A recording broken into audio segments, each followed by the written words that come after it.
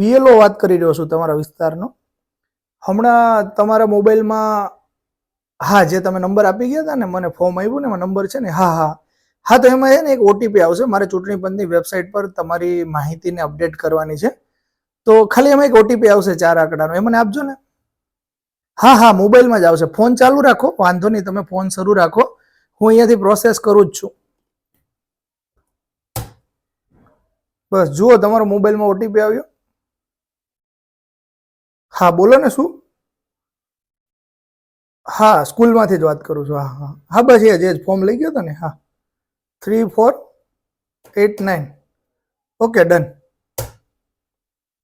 મિત્રો, તમે જોયું ને, આ પ્રકારનું એક સ્કેમ થઈ રહ્યું છે. આ જે વ્યક્તિ વાત કરનાર વ્યક્તિ હતો એ કોઈ બીએલઓ નહોતો, એ સ્કેમર હતો.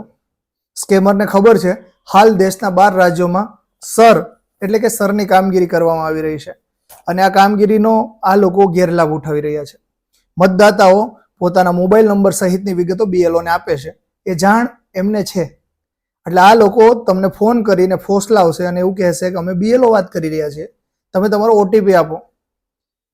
તો મિત્રો, કોઈ પ્રકારનો ઓટીપી કોઈને આપશો નહીં. ચૂંટણી પંચ દ્વારા કોઈ પણ પ્રકારનો ઓટીપી ફોર્મમાં કે કંઈ અપડેટમાં શિક્ષકોનો કે બીએલઓ પાસે માંગવામાં આવ્યો નથી.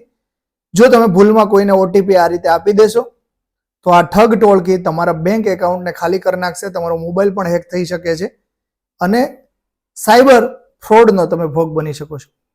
વધુમાં વધુ લોકોને આ રીલને શેર કરજો અને હાલ આ સરની કામગીરીમાં શિક્ષકોને પણ તમે મદદરૂપ બનજો. દરેક બીએલઓને સહયોગ આપજો અને રાષ્ટ્રીય ચૂંટણી કાર્યક્રમમાં સહયોગ આપજો.